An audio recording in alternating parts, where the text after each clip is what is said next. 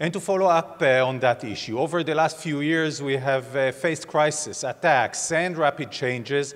While trying to figure it out, local leaders had to provide assurance and aid and maintain stability and continuity. So it is the municipal leadership the first responder. I would like to invite to the stage the Mayor Amir Kוכבי, Mayor of Hod השרון here in Israel, Mayor Benjamin Kaaritz, Mayor of Sarajevo, Dr. Samir מחאמיד, the Mayor of Pאחם here in Israel, Mayor Remigius Shimashus, the Mayor, אמיר, תשאיר לי את הכיסא הזה בבקשה, Mayor Remigius Shimashus, the Mayor of Vilnius, and Ms. טליה לבנון, CEO in Israel Trauma Coalition. Please come and join me on stage.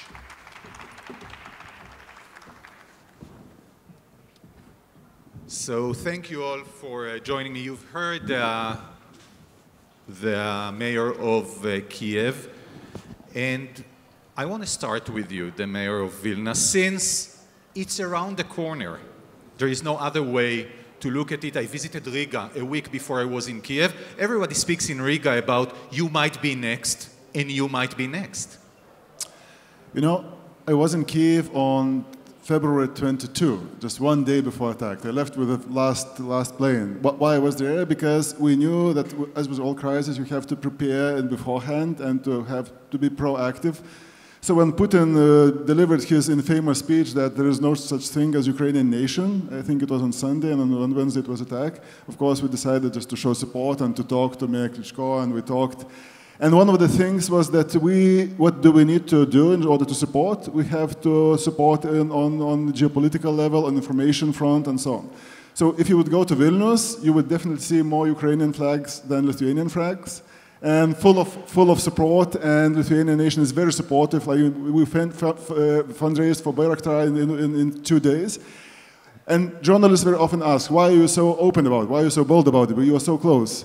And that's actually the answer. We are so bold because we are so close, because we know what it is all about. So our duty is to explain to other nations who are at a little bit bigger distance. But support to the Ukrainians is very important, obviously. But I ask you about your people, about the Lithuanian people. They look at you, they look at the leadership, and they say, how do you make sure that we are not next? How do you get your people prepared for, God forbid, for the opportunity that war will knock on your door as well? You know, Lithuania was a troublemaker on European arena for 2 decades because we were talking about Russia's threat. And suddenly we became an expert in one night, and everybody is looking back to us and saying, so what do you think about it? And what we think we know about it because we were at war with Russia for 200 years, several centuries ago. And we know about it a little bit. And you know, before we had a will, we had means, we had willingness to fight if something. The difference now is we are part of a big alliance. We are part of NATO. And actually, I never felt safer than today because of also the brave fight of Ukrainians and because the Western world is suddenly awake, because they know what Kremlin is about. And that is a big strength of Western world. And today, I think Mayor Klitschko is absolutely right. The biggest crisis nowadays is Russian attack on Ukraine, and we have to support it if we want to survive. So, Mayor of Sarajevo, Benjamin Kaaritz, thank you so much for joining us. You've had your share of wars in former Yugoslavia, in now Bosnia, obviously, and the beautiful city of Sarajevo. It seems like a long, long way, you know, 30 years have passed already. And yet, I'm sure it's in, you know, the blood and bones and everybody in Bosnia and in Sarajevo. What do you tell your people? How do you prepare them for such crisis? Thank you very much. First of all, I want to greet you on behalf of amazing and brave people of Sarajevo. I'm very proud to be here together with my colleagues, mayors. First, maybe this is a great opportunity in the first place to thank to Israel for a great help during war in Bosnia, during aggression on Bosnia and Herzegovina and during siege of Sarajevo. Friends during hard times are also, as we can see, great friends in a peaceful time. So I'm sure when I heard Mr. Mayor Klitschko that he will have a great friends here when it's hard, when it's the hardest. So as you said, this year, 2022, we commemorate 30 years from the beginning of the siege of Sarajevo, the longest and the hardest siege in modern history. So when I talk about aggression, I was born during 1991, so for my first birthday, war started. I think that it was long ago, but if you talk with my mother and my family, they would say that it was yesterday, because feelings are still very alive. And I can say when aggression on Ukraine started during February, end of the February and March, Sarajevo felt the pain, because we can understand Kiev and we can understand Ukraine in the best possible way. And we were also afraid that something similar could happen again to us. So we are very aware that... But Mayor Kaaritz, how do you prepare your people? What do you tell them? We are very aware how it's important to have peace and stability. So we prepare our people in the way that we are working very hard on our European Union trip and our trip to NATO. These are our main tasks, and we must work on our stability and peace, because when you have peace and stability, everything is possible. So I can say that in February and in March, our people felt terrible fear, because after Sarajevo and after Bosnia and Herzegovina, Europe and the whole world said it will never happen again. And it happened again. So again, when we felt fear, we prepared our reserves of food, reserves of money, and it was again and again very painful for our people, because we survived it once more. Yes. So Mayor Koohavi, let's move on to Israel and speak about the Israeli experience. Thanks God we don't have such a war as in Ukraine, but you know, here in Israel, we suffer all kinds of things that needs you and the mayor of Paham and others to prepare our people. We'll speak to the mayor of Paham in a minute about his challenge of facing, you know, criminal activities, gunshots, etc., which is a huge phenomena that he's facing. But I want to ask you, we have a wave of terror attacks since the beginning of this year. You are preparing your people, just left COVID, which you had to deal with as a leader. How do you do that, and how do you mayors, or you as a single mayor of Hod HaSharon, how do you take responsibilities to yourself? Because in the past, many of them used to belong to the central government. We pray a lot.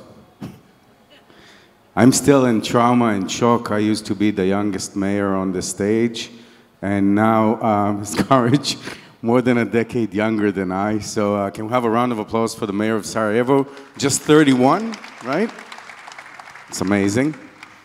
I think that the job of mayor is becoming more and more intense. It's becoming more and more multi-layered. We used to say that a mayor's job in front of the citizen is from birth till death, because we deal with everything that the citizen needs. But in the last few years, there have been so many different events that have brought mayors into the center stage, dealing with, just as you said, things that used to belong to the central government, and now the mayors are dealing with it. I think I was half jokingly saying that we pray, but most of the time what we're trying to do is take the initiative and plan ahead on things that we learned from the past, because we can always prepare for what the past has taught us. So we're trying to see the different situations, how we dealt with them, and how we can take them and change the way the municipality works, so we can react faster and be, as it says, the first responders, never mind if it's COVID or if it's a flooding in the city or whatever is happening. So I'll use the cliche of pray for the best and prepare for the worst, but give me an example. Choose anyone that you want. You've dealt with COVID, terror attacks, etc., because that's our lives in daily life in Israel. So I think the biggest bonus we have as mayors is that we know our people. We know who our citizens are. We know what they need. So when COVID struck and Israel went into a very harsh first lockdown, and the education system was put on hold for everyone, I knew instantly that if I do not give a proper solution for the doctors that live in Hod HaSharon and for the medical staff that live in Hod HaSharon, hospitals all around me will not be able to function and deal with COVID. So the day after the lockdown was initiated and the schools were closed, the municipality of Hod HaSharon opened educational programs for medical staff. The government for 2 weeks threatened me with legal action for doing something that they did not allow, and only 2 weeks later, they finally said, you know what, maybe you're right, we're coming to see what you did, and we're doing it in other municipalities. So that's a first response to something that only the mayor can, or the municipality can know because they know the people living there, and that's just one example out of many that we deal with almost on a daily basis. So now to the mayor of Paham. I'll interview him in Hebrew, so you'll get a simultaneous translation. קודם כל, תודה רבה שהצטרפת אלינו. אתה יודע, אחד הדברים המסובכים ביותר שאתם מתמודדים איתם, אנחנו כולנו כמדינה, אבל אתם נמצאים בחזית, זאת פשיעה. וזה טרור, אבל זה טרור פלילי, שהולך וגובר. איך מתמודדים עם זה? מה אתה אומר לתושבים שלך? איך מכינים אותם לאפשרות שבה בכל רגע שאתה נוסע בכביש, מישהו עלול לירות עליך? אז קודם תודה ובוקר טוב. כמו שאני חושב, הכותרת היא מדברת בעצמה. אנחנו תמיד הראשונים. ודיברו כאן, גם לגבי הקוביד, אנחנו היינו ראשונים בבנייה אלינו, גם ראשונים במתן התשובות, ואני אומר את זה בהרבה צער בשם המדינה, אנחנו היינו צריכים לתת תשובות גם לפני המדינה. אם אני מדבר על נושא של מתשאלים, אז נתנו את התשובה לפני שהמדינה המציאה את הנושא של מתשאלים. לגבי הנושא של אלימות, אז כן, אנחנו לא חיכינו לאף אחד. אני הלכתי מהיום הראשון, שהגעתי לעירייה, ואמרתי, אני חייב לטפל בסוגיה הזאת, והבאתי פילנתרופיה כדי להכין תוכנית למיגור האלימות, והכנתי תוכנית למיגור האלימות, שבה היו מעורבים כל מי שאפשר לחשוב, גם הממשלה, כן? גם המגזר השלישי, גם הקהילה, גם העירייה, והתושבים הם היו בליבת העשייה. בנינו תוכנית, אחרי שבנינו תוכנית אמרנו בוא, אנחנו חייבים שהתוכנית תהיה מבוססת נתונים, אז גם בנינו לעוד פילנתרופיה והבאנו ועשינו סקר בין התושבים, ועכשיו, אתה יודע מה, אם אני יכול לדבר, אני אומר את זה בצער, כל בן אדם הוא עולם ומלואו, אבל אם ב-21 היה לי 11 נרצחים הרוגים בעיר, היום יש לי 2, כאשר אחד מהם הוא בתאונה עצמית. והנושא הזה של אמון, של מתן אופק, גם לצעירים, ואתה יודע מה, מבחינת כל אחד כאן שיושב כאן בחברה היהודית, אם אני מדבר על מגרשים מוארים, זה אך טבעי. אבל אם אני הגעתי לעיר והיה 0 מגרשים מוארים, ותוך שנתיים 4 והיום יש לי 8, כן? זה נותן איזושהי תקווה ואופק לאותם צעירים ולאותם ילדים.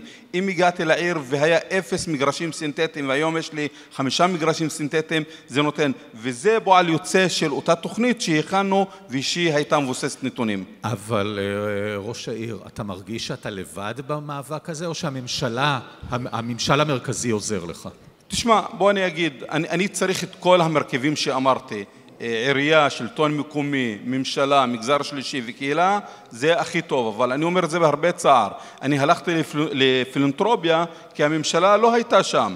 עכשיו, אני הכנתי תוכנית, אמרתי, חלקים מהתוכנית אני יכול לעשות, אני לא צריך עזרה של אף אחד, איגום משאבים יכול לעזור לי, אבל מה לעשות? אני לא ממשלה, לא המדינה, לא הריבון, אני רוצה גם סיוע כספי, ולצערי הרב, אנחנו במשך שנה ניהלנו שיח, אני מקווה שמישהו יתעשת וימצא את התקציבים, כדי גם לסייע ולעזור בתחום הזה, ולא הכל כסף דרך אגב. So, on to English, טליה לבנון, the CEO of Israel Trauma Coalition, what kind of, the challenges are quite clear, you know, they are changing from a city to city and from mayor to mayor, from country to country.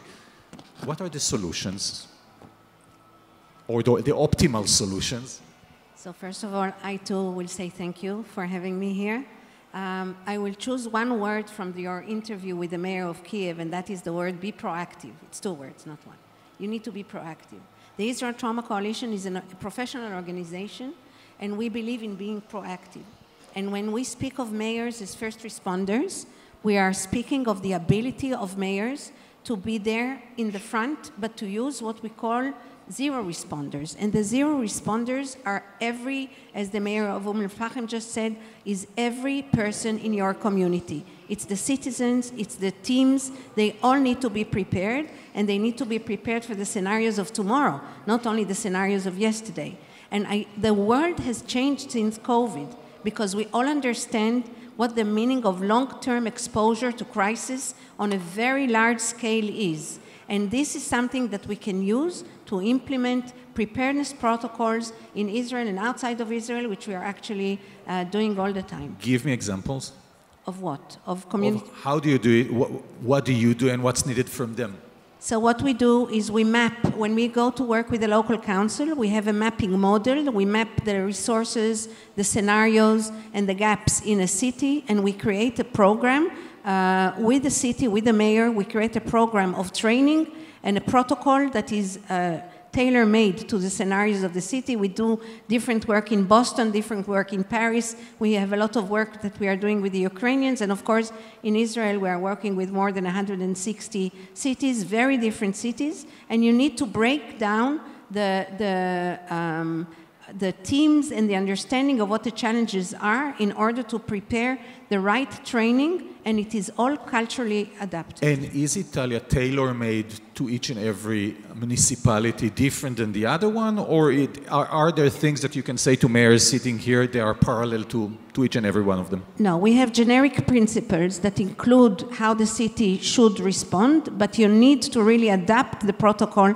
to every city, because every city is different. Even cities that are next to each other are different, and you really need to be able to adapt the program and the protocol, and you don't do it alone. You do it with the government, with the Home Front Command in Israel, and outside of Israel with local partners and government partners as well. So back to you, Mayor of Vilnius. We spoke of the challenges that you're facing as, a local leader. What do you expect from the central government, if at all? Maybe just not to disturb you. Not much actually. And I would like to say also, you were asking about involvement of citizens, and I think for cities, either it's about flourishing during peaceful time, or it's about being resilient during crisis time or turbulent times. It's basically the same. You have to ensure that every citizen is involved. You have to ensure that new, creative, innovative methods are implied and implemented. And in order to achieve this, we have the special method. We want to be faster than others, more open than others. Basically, it means providing all the information beforehand as soon as it arrives. And also, actually, this is a simple thing, asking for people for support. If speaking about examples, with the war in Ukraine, we were preparing for the wave of refugees to Vilnius. And we were always saying that, we have flats for 2,000 refugees, but we expect many more. So, of course, we will need help from citizens. And actually, almost no refugees are living in non-suitable environment. They live in families and houses provided by citizens, because we just asked and we said about the problem. When speaking about COVID, it's the same. During the first months, we didn't have enough resources, so we asked for support, and support came. One more thing is also what is important, I think, is not just to be ready to come into the crisis, but to get out of it. Because we tend to forget about it very often. For example, last Saturday we had a strategic meeting with the people from Mariupol about the rebuilding of Mariupol in Ukraine. Because, of course, Ukraine is going to get it back and to rebuild it in a better shape than before. And of course, they have to do it with the help of others if they want to do it in good shape. And with the COVID, also a good example would be when the governments all over Europe said that, now you're allowed to go to cafes, but just outdoors. That was the beginning of May, still quite cold in Lithuania.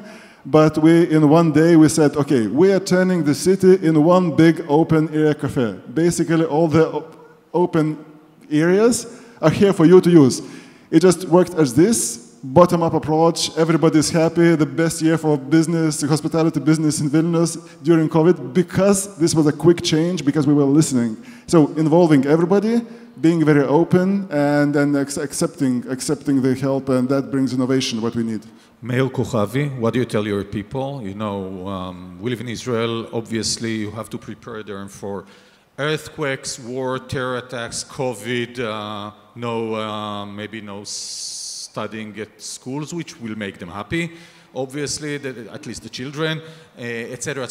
The amount of preparedness you need to do for the people, and you want to live, you know, daily, safely, happy life, which is a bit problematic doing it both at the same time. We just tell people to keep calm and chill, because otherwise you'd be going crazy. I think what we need to do is raise awareness on the possibilities that lie within the city and the municipality. Once you show time and time again that you are able as a municipality to take care of both daily problems and sudden challenges, then the citizens learn to contact the municipality whenever they need to, or to seek the information from the municipality. And I think that is the best way to maintain an awareness, because otherwise people will go crazy, because as you say, the world is going crazy and things are happening all the time. And how far this responsibility of mayors and municipalities will go? Because as we said before, a few years ago, much more was dependent on the central administration. Currently, more and more is going to municipalities, cities, etc. Where do you see it heading in the future? I'd say that if it was planned, it should go to where municipalities get more power and more responsibilities and more power to execute those responsibilities. But it isn't planned, and it's going that way. I can say that the last time I talked with, I think the rank is a brigadier general in charge of home defense, and he asked me why we don't have a search and rescue team for the municipality. And I told him I come from search and rescue in the army, and I do remember that's his job. And he looked at me and said, yes, but if you'll wait until we arrive, then I'm not sure you'll be... you will have much to wait. You might be searching, I'm not sure you'll be doing the rescuing. And I think that is a very fine line between the country, the central government, detaching itself from all its responsibilities and throwing them on municipalities without giving the proper tools. So as mayors, as local government, we're trying again and again and again, we're trying to get the responsibilities, but also get the tools to execute them. And I think we're doing that. We saw that during COVID, and we're seeing it now. The last time there was a scenario of fires, shots towards the center of Israel, rockets fired towards the center of Israel. The mayors in the center decided what they're doing with schools tomorrow before the Ministry of Defense or anybody else told us what to do. So it's getting there, and we may ask for an autonomy pretty soon, and I think maybe the new central government might actually grant us the autonomy to live our own lives. So, Mayor of Sarajevo, same question regarding the dependency or dependency on central government or being independent as a city. For us in Bosnia and Herzegovina and in Sarajevo, it's very hard to be independent because of our budgets. So I think that cooperation is a very important thing. I have great cooperation with all other levels of authorities in Bosnia and Herzegovina and in Sarajevo. But I have just one sentence to say. I think that we must take care about history. We must work for today, but we must be proactive and plan for the future.